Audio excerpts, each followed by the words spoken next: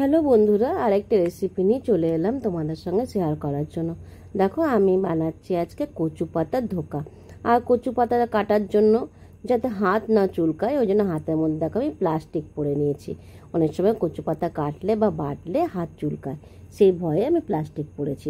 দেখো, এবার আমি কুচি কুচি করে কেটে নিচ্ছি কচু পাতাগুলো। ব্যাস, এবার কুচি কুচি করে কেটে এটাকে বেসন দিয়ে মাখবো। তোমরা খেয়েছো কচু পাতা ধোকা? চলো দেখাচ্ছি কেমন করে বানাই। এটা মিক্সির জারে কাঁচা লঙ্কা নিয়ে নিলাম, পেঁয়াজ নিয়ে নিলাম আর রসুন নিয়ে নিলাম। এবার এটাকে আমি ভালো করে পিষে নেব। পিষে নিয়ে দেখো বাটির মধ্যে আমি কচু পাতাটা দিয়ে দিলাম। তার মধ্যে 3 চামচ, আমি বড় চামচে 3 চামচ বেসন ইউজ করছি এখানে। আর এখানে একটু স্বাদ মতো নুন পড়বে, একটু হলুদ পড়বে, আর একটু ভাজা জিরে, সেটাকেও আমি এখানে অ্যাড করব। দেখো, একটু ভাজা জিরে দিচ্ছি। ভাজা জিরে দিলে এটা খুব টেস্টি লাগে। আর যে মশলাটা পিষেছি আমি, লঙ্কা, তারপরে রসুন আর পেঁয়াজ দিয়ে সেটা দিলাম। আর দেখো লেবুর রস দিচ্ছি। লেবুর রস দিলে তাহলে আর, যদি অনেক সময় কচু পাতা তো গলা চুলকায়, লেবুর রস দিলে, টক দিলে সেটা আর হয় না, তাহলে আর গলা চুলকায় না, ওই জন্য লেবুর রস দিলাম। আর দেখো ভালো করে বাটারটা আমি তৈরি করে নিলাম। নিয়ে এবার দেখো একটা বাটির মধ্যে বা পাত্রের মধ্যে আমি ওটা ব্যাটারটা পুরো নিয়ে নিলাম।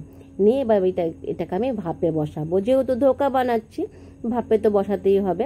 জল আমি আগের থেকেই ফুটতে দিয়ে দিয়েছিলাম। এবার দেখো বসিয়ে দিয়েছি। এবার বেশ কিছুক্ষণ টাইম লাগবে।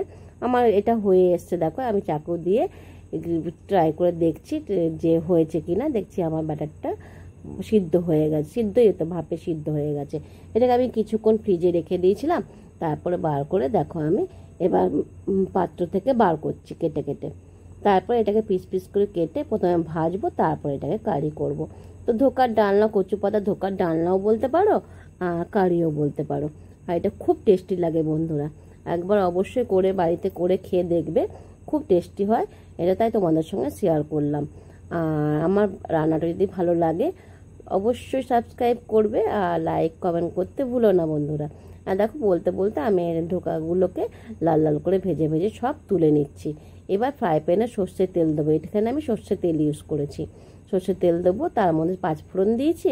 তারপরে পেঁয়াজ আর একটু রসুন থেতো করে দিয়ে দিলাম। দিয়ে ভালো করে ভাজতে শুরু করব। তার মধ্যে এখানে কিছু শুকনো গুঁড়ো মশলা পড়বে। যেমন দেখো, নুন, হলুদ, একটু চিনি দিয়েছি, একটু লঙ্কা গুঁড়ো দিয়েছি, গোলমরিচের গুঁড়ো দিয়েছি, একটু গরম মশলা গুঁড়ো দিয়েছি। ব্যাস, দিয়ে এবার ভালো করে কষাতে শুরু করব। তার মধ্যে দিয়ে দিলাম আমি এখানে আদা, জিরে, ধনে বাটা আর একটু জল।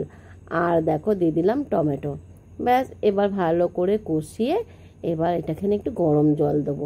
গরম জল দিয়ে তারপরে সব ধোকাগুলো ঢেলে দেবো। দিয়ে ফুটিয়ে একদম শুকনো শুকনো করে নামিয়ে নেবো। খেতে দারুণ